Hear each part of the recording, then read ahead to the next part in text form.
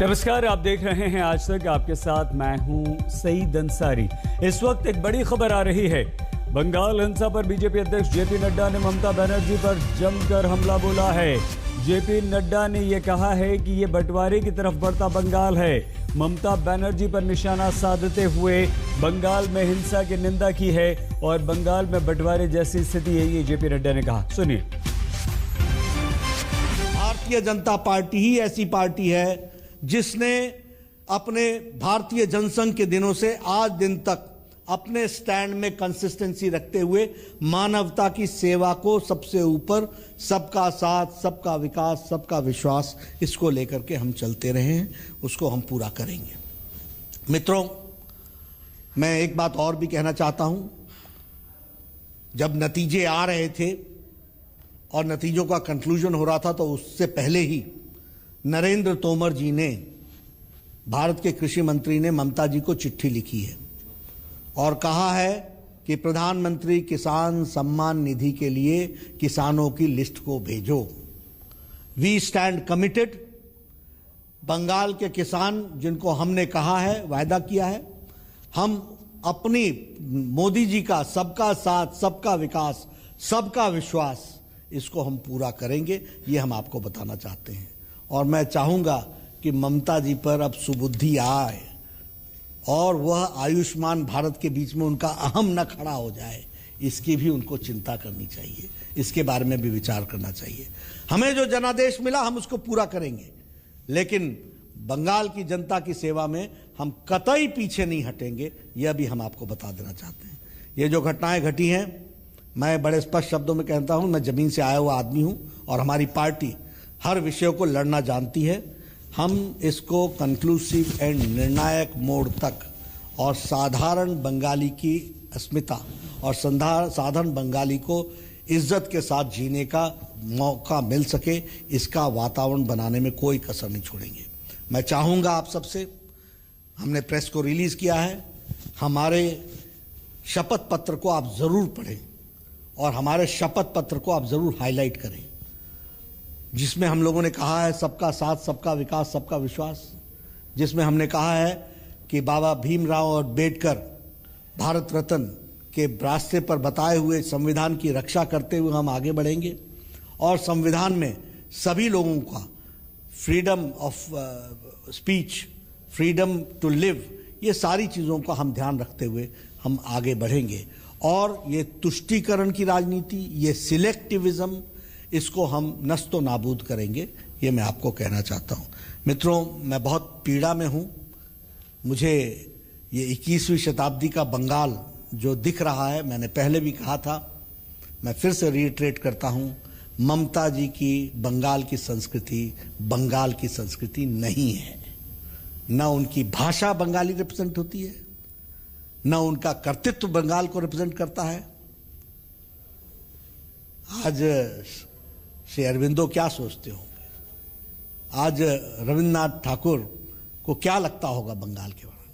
आज सुभाष चंद्र बोस को क्या लगता होगा? आप बंकिम चंद्र चट्टोपाध्याय को क्या लगता होगा? क्या बंगाल जो रिलीजियस रिफॉर्मेशन और जिसको बोलते हैं कि हर तरीके का रिवॉल्यूशन लाने वाला बंगाल था, what Bengal thinks today, India thinks tomorrow, ऐसे बंगाल को कहाँ ला करके खड़ा कर दिया और कहाँ किस परिस्थिति में ला करके खड़ा कर दिया। ये तस्वीरें दिल दहलाती हैं और भारतीय जनता पार्टी इस लड़ाई को लड़ने के लिए कृत संकल्प है। We are committed to fight. आपका प्रश्न लेने के लिए मैं तैयार हूं।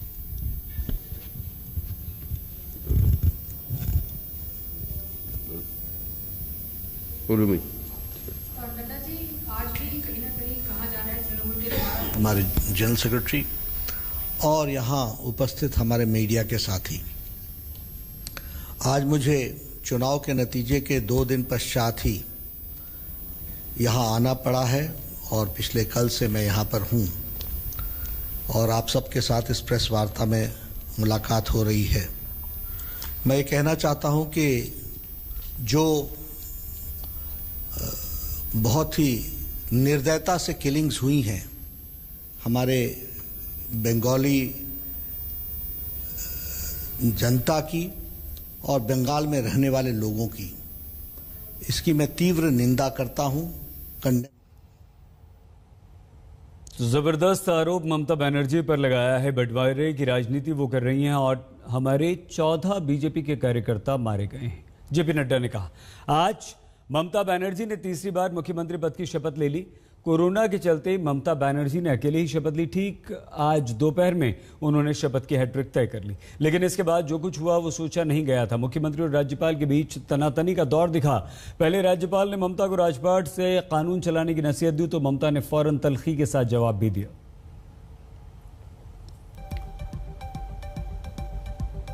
शपथ ग्रहण के फौरन बाद तक तो सब कुछ ठीक था। ममता बनर्जी ने अपनी सरकार की प्राथमिकता भी बताई, लेकिन राज्यपाल ने जब संविधान की मर्यादा समझाई तो ममता के तेवर भी सख्त हो गए। राज्यपाल के हर सवाल का उन्होंने उसी तल्ख अंदाज में जवाब दिया। We are at the moment in a very difficult crisis. I am getting reports from within and outside the country. People are worried. I have been in touch with the Honorable Chief Minister. She has taken steps when I indicated to her. Our first priority is we must bring end to this senseless violence, horrendous violence that has affected society at large. Post-poll violence, if it is retributive, is antithetical to democracy. সেখানে আমরা দেখে নেব যাতে কোনো রকম কেউ যাতে এখান থেকে রেহাই না পায় এবং আজকেই গিয়ে আমি নতুন সেটআপ তৈরি করব। তার কারণ 3 মাস এই সেটআপটা আমার ছিল না, সুতরাং অনেক ইনএফিশিয়েন্সি ছিল। সুতরাং বাদবাকিটা আমি অ্যাপিল করব কেউ যেন কারো প্রতি প্রতিহিংসা পরায়ণ আচরণ না করে। Post poll violence, if it is retributive, is antithetical to democracy. I have every hope that the Chief Minister on urgent basis will take all steps to restore rule of law and ensure that those who have been hurt, particularly children and women, relief is accorded on a priority basis. আমি আজকে এক্ষুনি শপথ নিলাম। এর আগে আপনারা জানেন election কমিশনের আন্ডারে 3 মাস এই গভর্নমেন্টের পুলিশরা সবাই কাজ করেছে। সুতরাং কিছু কিছু স্পোরাডিক ইনসিডেন্ট হয়েছে এবং বিশেষ করে কোনো পলিটিক্যাল পার্টি যেখানে জিতেছে সেখানে অত্যাচার বেশি করছে। Would also expect from the new government a new commitment, a new approach of cooperative federalism. It's a country where we survive only by adherence to constitutional prescriptions. I have every hope the Chief Minister, my younger sister, would rise to the occasion. It is not usual for a person to get a 3rd term in a row, and I'm sure she would do it. যে আমি সবাইকে সব রাজনৈতিক দলের কাছে আবেদন করব যে সবাই শান্তি বজায় রাখুন, শৃঙ্খলা বজায় রাখুন, সংহতি বজায় রাখুন। বাংলা কিন্তু কোনো অশান্তি পছন্দ করে না এবং আমি নিজেও করি না। আমি প্রত্যেককে বলবো প্লিজ টেক প্রপার কেয়ার যাতে কোনো ভায়োলেন্স কোথাও না হয় এবং কোথাও ইলেকশনের পরে কিছু স্পোরাডিক ইনসিডেন্ট হয়। আমি আজ থেকে ল অ্যান্ড অর্ডার ট্যাকেল করব এবং কঠোর হস্তে আমি এগুলো মোকাবিলা করব। এটা আমার সেকেন্ড কাজ। আমি ফিরে গিয়ে আমি যেটা ল অ্যান্ড অর্ডারের যেখানে যাদের পোস্টিং করা সেগুলো করে যাতে কোনো রকম কোনো অশান্তি কোথাও না হয়, আর যদি কেউ অশান্তি করে তার বিরুদ্ধে কড়া পদক্ষেপ নিতে আমি কিন্তু পেছপা হব না। तो बंगाल में जैसे ही विधानसभा चुनाव के परिणाम घोषित हुए उसके बाद जबरदस्त हिंसा की शुरुआत हो गई। बीजेपी के दफ्तरों में आग लगाई जाने लगी और बीजेपी ने यह आरोप लगाया कि उनके कार्यकर्ताओं को, उनके नेताओं को मारा जा रहा है, पीटा जा रहा है। अब से बस कुछ ही देर पहले आपने खुद देखा जेपी नड्डा बीजेपी अध्यक्ष ने कहा कि हमारे 14 कार्यकर्ता मारे गए हैं, लेकिन यह आरोप टीएमसी की तरफ से भी है, लेफ्ट की तरफ से भी है। डॉक्टर संबित पात्रा, रिजू दत्ता जी, जयंत घोषाल जी, आप तीनों का स्वागत, तीनों को नमस्कार। रिजू दत्ता जी, बहुत बड़ी जीत आपकी, तीसरी बार लगातार हैट्रिक आपने लगा दी। जब आप जीतते हैं तो जश्न भी मनाना चाहिए, जोश भी आता है, खुशी भी होती है, लेकिन ये कोरोना चल रहा था, पहले ये तय हो चुका था कि जश्न नहीं मनाया जाएगा, विजयी जुलूस नहीं निकाला जाएगा।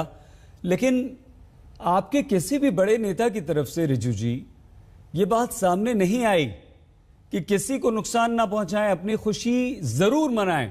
खुशी में तो दूसरे को मिठाई खिलानी चाहिए, दूसरे को गले लगाना चाहिए, गम तकलीफ और एक दूसरे के प्रति जो नफरत है उसे भूलकर आगे बढ़ना चाहिए, साथ लेना चाहिए। आपको तो बंगाल की जनता ने जनादेश दे दिया था, एक बार फिर से सत्ता सौंप दी थी। क्यों ऐसी कोशिश नहीं हुई रिजू दत्ता जी कि यह हिंसा रुकती, इतनी नहीं बढ़ती, इतने लोगों की जान नहीं जाती?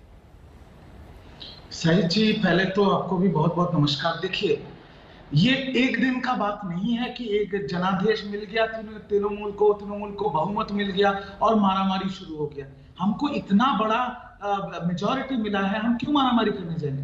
बट आपको थोड़ा पीछे चलना पड़ेगा इसके लिए, क्योंकि ये जो बीजेपी है, हम बहुत बार इस पे लेके बहस कर चुके हैं कि इलेक्शन कैंपेन में इन लोगों ने, इनके जो नेता थे, इनके जो राजनेता थे, उनके जो भड़काने वाले बयान थे, उसी का फलन है ये सब। आप आग के साथ 3 महीना खेलोगे तो कभी ना कभी आपका तो हाथ जलेगा। बट हम टीएमसी पार्टी की तरफ से हर तरीके की वायलेंस का खंडन करते हैं। आपको मैं याद दिला देना चाहता हूं, कल रात, आज तो सुबह ममता बनर्जी ने शपथ लिया, कल आप उसे एक चीज मेरे को खत्म कर लें दीजिए। मैं आपको रोकना बिल्कुल नहीं चाहता था रिजू भाई, बिल्कुल नहीं रोकना चाहता था, लेकिन आपके 2 बातों पर आपत्ति है। बोलिए। एक तो ये कि आप ये कहना चाहते हैं कि वो चुनाव प्रचार के दौरान ऐसे भाषण दिए गए जिनका ये प्रतिफल है, जिसके कारण ये हिंसा हुई है, आप ये कहना चाहते हैं। और दूसरी बात आप ये कि आप अपने कार्यकर्ताओं को ये संदेश आपके नेता की तरफ से नहीं जाता, ये तो अजीब बात है। अगर कोई गलत कर रहा है तो आप क्या अपने कार्यकर्ताओं को खुला छोड़ देंगे कि जाओ मारो, दफ्तरों में बीजेपी के आग लगा दो, उनके कार्यकर्ताओं को पीटो? ये कैसे हो सकता है रिजू जी?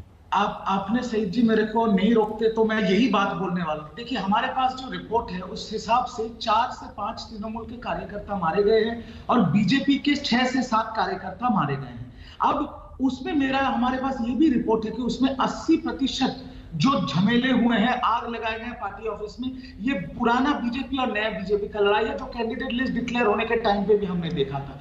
पर मैं आपको एक चीज बताऊं सईद जी, आज ममता बनर्जी ने शपथ लिया, कल शाम को उन्होंने पुलिस के अफसरों के साथ ऑलरेडी मीटिंग कर चुके थे। आज शपथ लेने के बाद उन्होंने डीजीपी को रीइंस्टेट किया, जिसको ईसी ने हटा दिया था, और एडीजी लॉ एंड ऑर्डर को उन्होंने रीइंस्टेट किया, जिसको ईसी ने हटा दिया था। और कल रात से आज तक हिंसा हुई है, हम उसका खंडन करते हैं और हम आपके चैनल पे बोल रहे हैं, जो हमारी सुप्रीमो में ने कहा है, जो लोग इस हिंसा में शामिल थे वो किसी भी पार्टी के हो, उनपे सख्त से सख्त कार्रवाई की जाएगी। बट कल रात उनकी मीटिंग के बाद आज उनका शपथ ग्रहण, सब हाई कमांड के पुलिस ऑफिसर्स रीइंस्टेट होने के बाद, आप बताइए मुझे 24 घंटे में क्या हुआ? बीजेपी के राजनेता आ जाते हैं, यही सवाल। 5 स्टार रिजू जी, एक सेकंड, 5 स्टार एसी रूम में ठीक है, मैं आपको बोलने का पूरा मौका दूंगा, लेकिन यही सवाल है, यही वो सवाल है कि जब चुनाव परिणाम आए उस समय ममता बनर्जी मुख्यमंत्री नहीं थी, सही बात है, केंद्रीय बलों के हाथ में, चुनाव आयोग के हाथ में राज्य की कमान थी, लेकिन आपने तब क्यों नहीं कहा, अरे अपने ही लोगों को रोक लेते, 4 लोगों को मरने से बचा लेते? हिंसा आज जो आप कार्रवाई कर रहे हैं, आज मुख्यमंत्री पद की शपथ लेने के बाद जो ममता बनर्जी बोल रही है, अगर ममता बनर्जी उस वक्त बोल देती तो उनको इतना बड़ा जनादेश दिया था। क्या आपको लगता है रिजू जी कि ममता जी की बात बंगाल की जनता नहीं मानती? तब आपके नेताओं की तरफ से यह कहा गया कि साहब हमारे हाथ में तो कुछ नहीं है। और यहां पर शक होता है, यहां शंका होती है कि आप एक जिम्मेदार दल होने के नाते 20-10 साल से 2 बार से वहां पर सत्ता पर काबिज हैं, आपकी जनता है, और उसको आप मरने के लिए कैसे छोड़ सकते हैं? ये यहां पर तकलीफ होती है रिजू जी। देखिए सईद जी, मैं फिर से आपको बोल रहा हूं, इतना बड़ा जनादेश मिलने के बाद हम तो कोई एस्ट्रोलॉजर नहीं है जिसको पता चलेगा कि ऐसा माहौल होगा। और जब जिस समय ये पता चला, उस समय आपको मैं याद दिला दूं, ममता बनर्जी का एक कोट आया था कि मैं सबको बोलूंगा कि कानून को अपने हाथ में मत लीजिए और ये आग मत भड़काइए। बट वो क्या करेंगी? उनके हाथ में तो क्षमता नहीं था। जब से उनके हाथ में क्षमता आई, आप मुझे बताइए लास्ट 24 घंटे में आपके चैनल में क्या रिपोर्ट है, क्या हिंसा का वारदात हुआ है बंगाल में? आप पहले इनसे पूछिए ना कि ये लोग क्यों ये करते हैं, क्यों अपने बीच में मारामारी कर रहे हैं, क्यों ये लोग भड़काने वाले भाषण देते हैं और फिर इनके राजनेता आके एसी कमरे में बैठ के धरना कर रहे हैं। इनको तो भारत रत्न मिलना चाहिए नड्डा जी का ऐसे धरना प्रदर्शन के लिए। नहीं, ठीक है, मुझे तो समझ में नहीं आता रिजू जी बहुत अच्छी बात है, तंज व्यंग्य ना करें। क्यों? देखिए, कड़वाहट भूलिए ना, व्यंग्य मत कीजिए। भारत रत्न नहीं है ये, कड़वाहट नहीं है तो और क्या? ये नहीं तो भूल, अरे नहीं, निकाल दीजिए। निकालिए रिजू जी। रिजू जी, जनता सर्वोपरि होती है, जनता सर्वोपरि होती है। सही जी, एक सेकंड, एक चीज बोलने दीजिए। ये करवाहट, ये गुस्सा इसलिए है क्योंकि लास्ट 24 घंटे में, और मैं कुछ पत्रकार, विशिष्ट पत्रकार, उनका नाम नहीं लेना चाहता, उनके सोशल मीडिया प्रोफाइल में ऐसे ऐसे फेक फोटोज डाले गए हैं। बीजेपी का हर एक fake photo, West Bengal police, West Bengal CID को आके बोलना, वो हम हाँ पूछेंगे, ठीक है, वो जयंतो दास से पूछेंगे। रिजू जी जयंतो दास से पूछेंगे कि ये जो व्हाट्सएप यूनिवर्सिटी चल रही है, बस ठीक है। नहीं, लेकिन प्लीज आप भूलिए। देखिए, अब तो सबसे बड़ा आपका मुख्य विपक्षी दल है बीजेपी। अगर आप बीजेपी को साथ लेकर नहीं चलेंगे तो बंगाल का विकास कैसे करेंगे? अगर बीजेपी को अभी नहीं अपनाएंगे, अभी भी अगर बाहरी बोलेंगे तो कैसे काम चलेगा? भाई ऐसा तो नहीं कि नकार, नहीं एक सेकंड, ऐसा तो नहीं कि बंगाल की जनता ने बीजेपी को नकार दिया। बिल्कुल भाई, 3 से 70 के पार ले आए ना, फोन कर रहे हैं हमें, ठीक है। इनके 40 एमएलए और 4 एमपी फोन कर रहे हैं। 2024 तक बीजेपी ऑपोजिशन में रहेगा कि नहीं, वो संबित जी से पूछ लीजिए। नहीं, अब देखिए, ये भविष्य तो कोई नहीं जानता, आप भी नहीं जानते थे, आप भी लड़ रहे थे चुनाव, कोई बात नहीं। चलिए हम संबित जी के पास जाते हैं, डॉक्टर संबित पात्रा। संबित जी, जो हुआ दुखद हुआ, पूरा देश उससे दुखी है। जो तस्वीरें आई, जो वीडियोज आए, वो वाकई दिल दहला देने वाले थे। लेकिन संबित जी, ये भी कहा गया कि वहां केंद्रीय बल मौजूद था। केंद्र सरकार की तरफ से बार बार हमने कैलाश जी से भी बात की उसी दिन जब बहुत ज्यादा हिंसा बंगाल में हो रही थी, परिणाम वाले दिन। क्या आपको लगता है कि कोई कार्रवाई हुई ही नहीं? पुलिस प्रशासन या केंद्रीय सुरक्षा बल, जो वहां पर 200 कंपनियां तैनात थी, संबित जी, किसी ने कुछ नहीं किया? सही जी, मैं तो बड़े ध्यान से सुन रहा था और मुझे लगता है जब लोग मर रहे हो और जब महिलाओं की अस्मिता लुट रही हो, जब बालों से खींच करके महिलाओं को घर से बाहर निकाल दिया जाए, जब घरों में आग लगा दी जाए, कम से कम हम संवेदना दिखाएं, चिल्ला करके भाषण यहाँ देने का प्रयास न करें और ना ही अहंकार के लिए कोई स्थान होना चाहिए। मैं एक एक करके हर विषय का जवाब दूंगा। नंबर 1, सबसे अधिक यहाँ शब्द का इस्तेमाल हुआ है, ये फेक है, फेक है, फेक है। आज ममता जी ने भी कहा, ये 14 लोग जो मारे गए, ये फेक लोग तो नहीं है ना, ये फेक लाश तो नहीं है, वर्चुअल लाशें तो नहीं है, ये सच्ची लाशें हैं। ये अभिजीत सरकार की लाश, ये शोभा रानी मंडल की लाश, ये उत्तम घोष का लाश, ये हरम अधिकारी का लाश, मौमिक मोइत्रा की लाश, गौरव सरकार का लाश, सुदीप विश्वास का लाश। इसमें मुस्कुराने की भी कोई बात नहीं है, ये मनुष्यों के जीवन का सवाल है। और ये कोई बाहर के लोग नहीं थे, कोई हिंदी स्पीकिंग लोग नहीं थे जो उनको मार के आप कहें कि हमने बाहरियों को मार दिया तो कोई फर्क नहीं पड़ता। ये बंगाली लोग थे, नंबर 1। नंबर 2, आप भूल जाइए संबित पात्रा क्या कहता है। मैं तो आज तक इतना बड़ा चैनल है, उनसे रिक्वेस्ट करूंगा, अभिजीत सरकार के फेसबुक में जो उसने लाइव स्ट्रीम किया है मरने से पहले, वो दिखा दीजिए। वो तो डाइंग डिक्लेरेशन माना जाएगा। अभिजीत सरकार खुद कहता है, मैं बीजेपी का बूथ एजेंट था, बीजेपी का कार्यकर्ता हूं, और देखो मेरे घर में टीएमसी के गुंडे घुस गए हैं। वो तो वहां का जो विधायक टीएमसी का चुना गया है उसका नाम तक लेता है कि उसके लोग मेरे घर में घुस गए हैं। मैं डॉग लवर हूं, मैंने कुत्ता पाला हुआ था, मेरे कुत्ते ने कई पपीज दिए थे, उन पपीज को मार मार करके फेंक करके मार दिया गया, उनका खून बह रहा है, घर में मेरी आग लगा दी गई और उसके आधे घंटे के बाद उसे सड़क पर खींच करके बीच सड़क पे मार दिया जाता है। ये तो उसके फेसबुक लाइव स्ट्रीम में मौजूद है, हम सब ने देखा है, और हृदय विदारक ये विषय था, उसको फेक बताया जा रहा है। शोभा रानी मंडल, इस महिला की क्या गड़बड़ी थी? इसने क्या पाप किया था? बस इतना ही इसका पाप था कि इसका बेटा भारतीय जनता पार्टी का एक बूथ एजेंट था। मैं इतना कहना चाहता हूं, ये कहा जा रहा है कि इलेक्शन कमीशन और सीआरपीएफ, आप अभिजीत सरकार के फेसबुक स्ट्रीम को देखिए, उसने कहा है यहां पुलिस मौजूद है मेरे घर के बाहर, मेरे को घसीटा जा रहा है, पुलिस कुछ नहीं कर रही, मेरे घर को आग लगाया जा रहा है, पुलिस कुछ नहीं कर रही है। ये सब विजुअल मौजूद है। ये डाइंग डिक्लेरेशन एक मरते हुए आदमी का, और मरता हुआ आदमी कभी झूठ नहीं बोलता है। और मैं पूछना चाहता हूं, सोचिए 325 सीट लेके जब उत्तर प्रदेश में हमारी सरकार बनी थी प्रचंड बहुमत के साथ, अगर इसी अहंकार के साथ हम कहते समाजवादी पार्टी के कार्यकर्ता, बीएसपी के कार्यकर्ता, कांग्रेस के कार्यकर्ता मारे जा रहे हैं, इसके लिए हम दायी नहीं है। अगर वहां 14 लोगों की हत्या हो जाती, क्योंकि वो तो इलेक्शन कमीशन का है, ये माफ कर देते हम। अखलाक की हत्या हमारे सरकार के समय भी नहीं हुई थी, समाजवादी पार्टी की सरकार थी तब हुई थी, फिर भी ये यूनाइटेड नेशन तक गूंज चली गई थी। ये तो हिंदुत्व फोर्सेस ने मार दिया जो चीज आपके। और यहां अभी रिजू जी कह रहे थे हम एस्ट्रोलॉजर थोड़े ही हैं जो हम जान जाएंगे कि क्या होने वाला है। क्यों? ममता जी का वो वीडियो आपने देखा नहीं है? ममता जी अपने आखिरी भाषण में क्या कह रही थी कह रही थी ठीक है, आज तो ये सीआरपीएफ वाले, ये बाहरी लोग हमारे ऊपर इतना अत्याचार कर रहे हैं, एक दिन तो ये बाहरी चले जाएंगे, सीआरपीएफ भी चले जाएंगे, तो भाई की होबे, उसके बाद क्या होगा?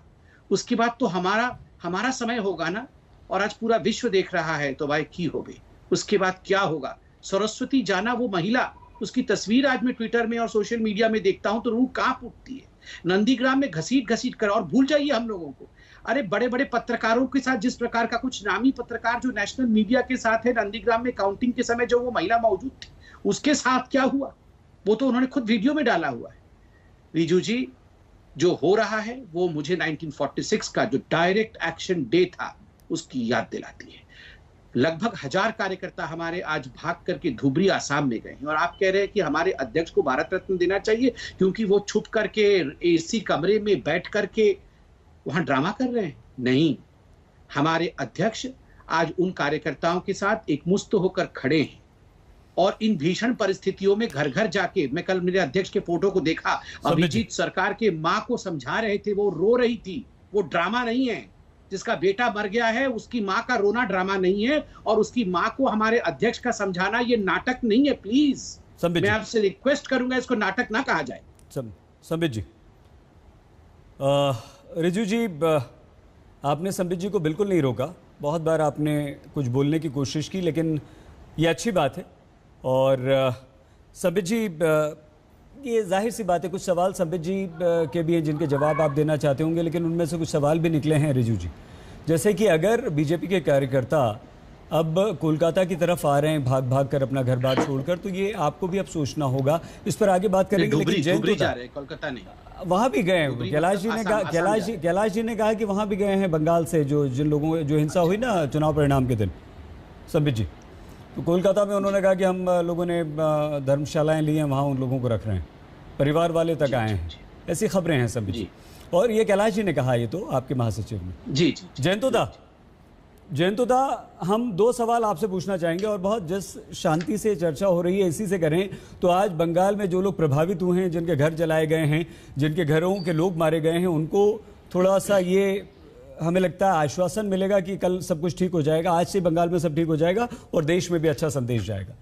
जयंतुदा, बंगाल में चुनावी हिंसा का कोई ऐसा नहीं है आज की बात है या इस चुनाव में हुआ है, बहुत लंबा पुराना इतिहास है। आपसे बेहतर सर जयंतुदा हम नहीं जानते, लेकिन जयंतुदा, आज जो राज्यपाल ने शपथ ग्रहण के बाद, तुरंत बाद शपथ दिलाने के बाद ममता बनर्जी को उनका राजधर्म याद दिलवाया है, आपको याद आता है कभी ऐसा पहले कभी हुआ हो जयंतुदा? देखिए, इसमें 2-3 बिंदु है जो मैं कहना चाहूंगा, बहुत संक्षेप में बोलने का कोशिश कर रहा हूं। सबसे पहली बात है, आप जो पूछ रहे हैं कि ये जो हिंसा का परंपरा बंगाल में है, लेकिन मैं इतिहास में नहीं जाना चाहता हूं, हिस्ट्री रिपीट्स हिस्ट्री।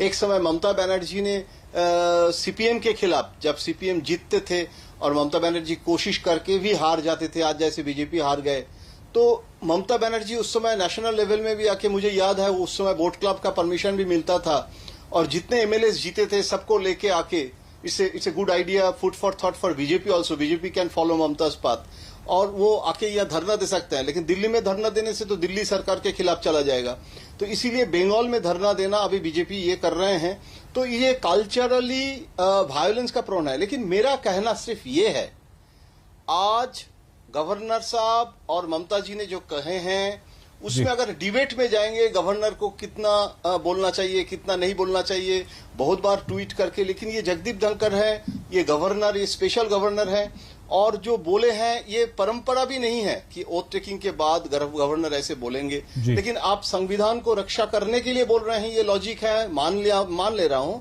लेकिन इसमें मेरा सिर्फ ये कहना है कि अगर शांति हम चाहते हैं तो एक कॉन्सेंसस जो आज इवॉल्व करने की कोशिश गवर्नर सीएम दोनों ने किए हैं, ठीक है, और उसमें क्या है, देखिए, हम जार्सी हमारे तृणमूल और बीजेपी का नहीं है, तो डेड बॉडी मैं बांग्ला चैनल में देखा, एक तृणमूल का भी ब्लॉक प्रेसिडेंट का डेड बॉडी मैं देख रहा था, वो भी लाश है, वो भी तृणमूल का लाश है, वो जी। हिंदी चैनल में नहीं दिखाई दे रहा है, बांग्ला चैनल में सब लोग दिखा रहे हैं। जयंतुदा, तो हम इसमें मेरा कहना है कि लाश है। जी तृणमूल के जो विक्टिम है उसको हम बोलेंगे कि वो लाश नहीं है, बीजेपी जो विक्टिम है, और स्टैटिस्टिक्स अलग अलग नहीं है। जी बिल्कुल ठीक है, बीजेपी मरे हैं, कितना टीएमसी मरे हैं, मुझे लगता है इट्स नॉट द सॉल्यूशन। बिल्कुल ठीक है जयंतुदा, थोड़ा सा हमें ब्रेक के लिए रुकना पड़ रहा है। हम आएंगे तो आपको आपकी बात पूरी सुनेंगे, लेकिन आपका ये अच्छा पॉइंट है, अब एक सहमति पर आया जाए। अब नई सरकार बन गई है, 5 साल तक नई सरकार रहेगी, वहां डीएमसी सरकार में है, बीजेपी विपक्ष में बैठेगी, तो मिलकर काम करें, तभी बंगाल का विकास होगा और सोनार बांग्ला का बीजेपी का सपना भी साकार होगा। देखते रहिए आज तक। बंगाल में विधानसभा चुनाव के परिणाम आते ही हिंसा का दौर शुरू हो गया और आज जब ममता बनर्जी ने तीसरी बार बंगाल के मुख्यमंत्री के पद की शपथ ली तो राज्यपाल जगदीप धनखड़ ने उन्हें राजधर्म याद दिलाया। ये स्थिति क्यों आई? डॉक्टर संबित पात्रा, रिजू दत्ता, जयंतो घोषाल जी तीनों हमारे साथ हैं। डॉक्टर संबित पात्रा, हम और रिजू दत्ता जी आपके पास आने का समय है, लेकिन क्योंकि जयंतो दा की बात पूरी भी नहीं हो पाई थी, लेकिन जयंतो दा की बात से संबित जी, रिजू जी, एक बहुत अच्छा संदेश यहां पर गया था, एक समन्वय की जयंतो दा जो आपने बात की, साथ में दोनों दलों के लेकर चलने की बात की। और जब तक पक्ष और विपक्ष, कहते हैं ना रचनात्मक विपक्ष, जब तक कंस्ट्रक्टिव नहीं होगा विपक्ष, तब तक उस राज्य या उस देश का विकास बहुत अच्छी तरह से नहीं हो सकता। जयंतो दा, संबित जी और रिजू जी दोनों बड़े दलों के रिप्रेजेंटेटिव हैं, कोई ऐसा आप इन्हें सलाह देना चाहेंगे, ऐसा सजेशन देना चाहेंगे जिससे अब ये हिंसा खत्म हो, हेट्रेड खत्म हो, नफरत खत्म हो, बाहरी और बंगाली का मुद्दा खत्म हो और अब मिलके ये लोग काम करें, बंगाल में रहें? सिर्फ मुझे ये कहना है सैयद कि संबित को मैं एडवाइस क्यों दूं, मतलब Sambit is a very responsible and very good spokesman, सिर्फ मेरा मित्र नहीं है, वो बहुत रैशनल पर्सन है, और रिजू तो मेरा भाई जैसे हैं। लेकिन मेरा सिर्फ ये कहना है कि पश्चिम बंगाल में हिंसा का संभावना ज्यादा है, ये चुनाव के पहले ही central leadership of BJP, home ministry, government of India को पता था, क्योंकि पश्चिम बंगाल में कास्ट वायलेंस, कम्युनल वायलेंस कम होता है, लेकिन पॉलिटिकल वायलेंस में बहुत ज्यादा रिकॉर्ड है, पास्ट रिकॉर्ड है। और इसीलिए ना 8 फेज में चुनाव किया गया है। ममता ने अपोज किए थे, लेकिन 8 फेज में चुनाव किया गया है। बीजेपी भी चाहते थे 8 फेज में क्यों हो, उसका आर्गुमेंट भी दिया गया है कि वायलेंस नहीं होगा, उसमें ज्यादा पैरामिलिट्री फोर्स का भी मोबिलाइजेशन होगा, क्योंकि पैरामिलिट्री फोर्स का भी लिमिटेशन होता है, एक जगह से दूसरी जगह 5 राज्यों में चुनाव हो रहा है। तो ये जब पैरामिलिट्री फोर्स का भी डिप्लॉयमेंट हुआ तो ममता ने जो टाइम फ्रेम दिया था, तृणमूल कांग्रेस, बीजेपी ने बोला गैप बढ़ाना पड़ेगा। 2 महीने से चुनाव चला कोरोना टाइम में, क्योंकि पैरामिलिट्री फोर्स का मोबिलाइजेशन होना ठीक है, क्योंकि स्टेट पुलिस कोऑपरेट नहीं करते हैं, उसको टोपोग्राफी को ज्ञान होने के लिए टाइम भी लिया गया है, और वो फ्लैग मार्च किया हर जगह कॉन्फिडेंस देने के लिए। और जो गवर्नमेंट है वो इलेक्शन कमीशन का टेक ओवर करते हैं, हम जानते हैं, वो बेसिकली चुनाव के समय जो आज ममता जी ने बोले हैं 3 महीने जो है, और कितने ऑफिसर्स को ट्रांसफर किया गया है कि वायलेंस ना हो और पीपुल का कॉन्फिडेंस मतलब किया जाए। और इसीलिए डीएम एसपी जो आज ममता रिवर्स कर रहे हैं मैंडेट लेके, ममता बनर्जी का अपना सिक्योरिटी ऑफिसर वो भी चेंज कर दिया गया है विदाउट कंसल्टिंग चीफ मिनिस्टर। लेकिन वो भी देखिए परिवर्तन हो गया, अभी फिर वो वापस आ गए हैं। जो सिक्योरिटी, नॉट डीजी, नॉट जो पर्सनल सिक्योरिटी ऑफिसर, यूजुअली कोई चीफ मिनिस्टर का पर्सनल सिक्योरिटी ऑफिसर कोई चुनाव में चेंज हुआ है चुनाव के समय इलेक्शन कमीशन के थ्रू, मैं रिसर्च कर रहा था, अभी तक मुझे मिला नहीं है। लेकिन मेरा सिर्फ ये कहना है कि जब आप, इसका मतलब क्या है, मैंडेट दिखाता है कि आपने इतना कॉन्शियसनेस इवॉल्व करने की कोशिश की है बंगाली जनता को, लेकिन वो मैंडेट आपको मिला नहीं। लेकिन गवर्नमेंट का एडमिनिस्ट्रेटिव प्रोसीड्योर तो था हिंसा मुक्त करने के लिए, रक्त रंजित ना हो। लेकिन अभी जब हो गया है तो तू मैं करके किसका कितना मरे हैं, तृणमूल का ज्यादा या बीजेपी का ज्यादा, जो जहां जीतता है वो लड़ाई करता है। और इसमें देखिए अगाथा क्रिस्टी का जो फॉर्मूला है ना कि मर्डरर कौन है तो हु इज द बेनिफिशियरी, अभी ये जो हो रहा है इसमें ममता बनर्जी कैसे बेनिफिशियरी होगा? वो तो रूलिंग पार्टी है, उसको ब्लेम तो हम ममता बनर्जी 2 दिन से चर्चा कर रहे हैं सिर्फ हिंसा लेके।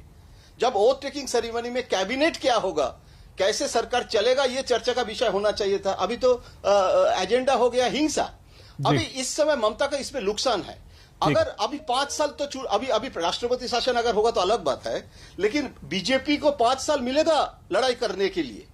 अब नेक्स्ट 5 इयर्स के बाद चुनाव में जीत के फिर बीजेपी आ सकता है, इतना बड़ा पार्टी बन गया। ठीक है। इस समय जो पॉलिटिकल सिम्बायोसिस जो अंद्रे बेते के किताब में पढ़ा था, रूलिंग पार्टी और अपोजिशन को एक पॉलिटिकल सिम्बायोसिस होना जरूरी होता है अगर देश के लिए हम सोचते हैं। तो कम से कम लुंगी धारी वर्ड कैलाश जी ने बोले हैं। लुंगी बंगाली लोग, हिंदू लोग भी लुंगी पहनते हैं। मिथुन चक्रवर्ती लुंगी पहनते हैं, ज्योति बासु बहुत लुंगी का शौकीन थे। तो लुंगीधारी बोलने से आप फिर डिस्कनेक्ट कर रहे हैं बंगाली को। ठीक है। और इस समय हिंसा के समय आप लुंगीधारी करेंगे दादा, तो उसमें नुकसान आपका हो रहा है। तो मुझे लगता है इसीलिए थोड़ा संयम से आगे बढ़ना चाहिए। ठीक है। संबित जी, आज जब राज्यपाल ने ममता बनर्जी को कहा कि आपको हिंसा रोकनी चाहिए और आपको तुरंत कार्रवाई करनी चाहिए, ममता बनर्जी ने तुरंत पलट के जवाब दिया कि सख्त से सख्त कार्रवाई होगी और किसी को बख्शा नहीं जाएगा, जो भी दोषी होगा उसे सजा मिलेगी। आप इस बात पर विश्वास करते हैं? अब आपको लगता है कि बंगाल में जो खून खराबा शुरू हुआ था वो थमेगा? और दूसरा, साथ ही साथ संबित जी, जिस इस कार्यक्रम की शुरुआत में जो हम चाहते थे हो, क्योंकि बंगाल में अब आपकी संभावनाएं बहुत ज्यादा हैं, हो सकता है अगली पार्टी बंगाल में जो हो सत्तारूढ़ पार्टी वो बीजेपी हो 5 साल बाद। तो आपको लगता है कि ये जो एक डिवाइड है बांग्ला और बहारी का, भले ही ये टीएमसी की तरफ से है, उसको तोड़ने में और गले मिलने में, हाथ मिलाने में, नजदीक आने में कोशिश करनी चाहिए संबित जी? सईद भाई, जितने लोग मारे गए हैं, पहले तो बता दूं, कोई भी हिंदी स्पीकिंग आदमी नहीं मारा गया है, सब बंगाली बंधु ही मारे गए हैं। महिलाएं भी बंगाली ही हैं और पुरुष भी जो है वो बंगाली ही हैं। तो इसलिए ये बाहरी और बंगाली का नैरेटिव तो इस हिंसा में है ही नहीं, नंबर 1। और ईश्वर करे ऐसा नैरेटिव भी ना हो, क्योंकि बंगाल के लोग भी पूरे हिंदुस्तान में रहते हैं और पूरे हिंदुस्तान के लोग भी बंगाल में रहते हैं। तो इससे एक असौहार्द का मौसम पैदा होगा। इस नैरेटिव को छोड़ देते हैं। दूसरी बात, देखिए, मृत्यु के तांडव का और प्रशासन द्वारा स्पॉन्सर्ड हिंसा का कोई एक्सक्यूज नहीं होता। हमने पहले क्या भाषण दिया था, ये सब कोई मायने नहीं रखता है, स्पॉन्सर्ड टेररिज्म का और स्पॉन्सर्ड आतंक का। देखिए, मैं पूछना चाहता हूं, एक उदाहरण देखिए, अगर उत्तर प्रदेश में 325 सीट पाने के बाद वहां 20 लोगों की हत्या कर दी जाती, सपोज करिए हत्या कर दी जाती, तो क्या ऑपोजिशन यही कहता कि एक बार आप कांग्रेस के साथ बैठ के बात कर लीजिए, देखिए जी योगी आदित्यनाथ जी को कितना बढ़िया मैंडेट मिला है, लोगों ने उनको पसंद किया है, और देखिए ये तो केरल वाले तो बाहरी लोग हैं, येचुरी जी तो बाहरी हैं, इनको नहीं कहना चाहिए, और वो तो उत्तर प्रदेश के ओरिजिनल हैं योगी जी। आप लोग बैठ के कंसेंसस बना लीजिए, अब मारामारी बंद करिए। देखिए सईद जी, बहुत फर्मली मैं कहना चाहता हूं, अत्याचार सहने वाला भी अत्याचार होने से बड़ा पापी है। जो अत्याचार करता है उतना ही बड़ा पापी अत्याचार सहने वाला भी है, ये भगवान कृष्ण ने कहा। इसलिए हक और अधिकार के लिए लड़ना ये नैतिकता है, यही भारत का संविधान। कंसेंसस से वायलेंस नहीं रोका जाता है। अगर कंसेंसस से और अंडरस्टैंडिंग से वायलेंस रोका जाता तो ये high court, supreme court, police कचहरी और FIR थाने इत्यादि होते ही नहीं। कहीं भी मर्डर हो जाता, कहीं भी रेप हो जाता, तो हम बोलते हैं आप बैठी कंसेंसस कर लीजिए। जिन महिलाओं को बाल पकड़कर खींचा गया है, सड़क के बीच में उनकी आबरू लूटी गई है, क्या उनके पतियों को, उनके बच्चों को और उनको तीनों को हम बैठ के समझाएंगे देखो माता जी ये आप कंसेंसस कर लीजिए, ये कंसेंसस से चलेगा नहीं। न्याय, उनको न्याय चाहिए। दूसरी बात, देयर इज नो टर्म, जयंतदा को मैं बहुत पसंद करता हूं और ऐसे बहुत अच्छे लोग बहुत कम होते हैं, मगर जयंतदा ने एक शब्द इस्तेमाल किया, बेनिफिशियरी। मैं इसमें बेनिफिट किसका हुआ और किसका लॉस हुआ इन हत्याओं में मैं बिल्कुल नहीं देखना चाहता हूं। मैं तराजू में इन डेड बॉडीज को डाल करके बटेर रख के एक तरफ मैं मापना नहीं चाहता हूं कि ये डेड बॉडीज भारी हैं या ये पॉलिटिक्स भारी है, बिल्कुल नहीं। मेरे को चिंता है कि किस प्रकार से वो माँ जो अपने बच्चे के लाश पर बिलख रही है, किस प्रकार उसको न्याय मिले और किसी की माँ की गोद ना उजड़े। बस this is all I want, और कुछ नहीं चाहिए। क्यों? और ये प्लीज मैं हाथ जोड़ के कहता हूं, ये बाहरी बाहरी बाहरी बंद करिए। देखिए, मैं संबित पात्रा हूं, हमारी दादी इत्यादि सब बंगाली है, हम वी आर हाफ बंगालीज। मैं तो खैर इस कल्चर को जानता हूं, आप भी मुझे जानते हैं, मगर प्लीज ये हिंदी लोगों को बाहरी मत बोलिए, क्योंकि बंगाल के लोग पूरे हिंदुस्तान से, जम्मू कश्मीर से लेकर कन्याकुमारी तक रहते हैं। ये आक्रोश का विषय बन जाएगा अगर बार बार सबको जो भी हिंदी कहता है उसको कहा जाएगा ये बाहरी लोग हैं, अगर ये बाहरी लोग यहाँ आएंगे तो हम इनको छोड़ेंगे नहीं। इस प्रकार का नैरेटिव प्लीज मत बनाइए। Bengalis are very intelligent and the country needs them. बिल्कुल ठीक संबित जी। और जी, अब मैं कुछ बोलूं? बिल्कुल, आप ही का टर्म है और आप ही से कार्यक्रम खत्म भी करेंगे हम, क्योंकि समय खत्म हो रहा है। लेकिन संबित जी, वो जो ये बात चल रही थी ना, हिंसा में बाहरी और बंगाली का मुद्दा नहीं था, हमारा वो उद्देश्य नहीं था।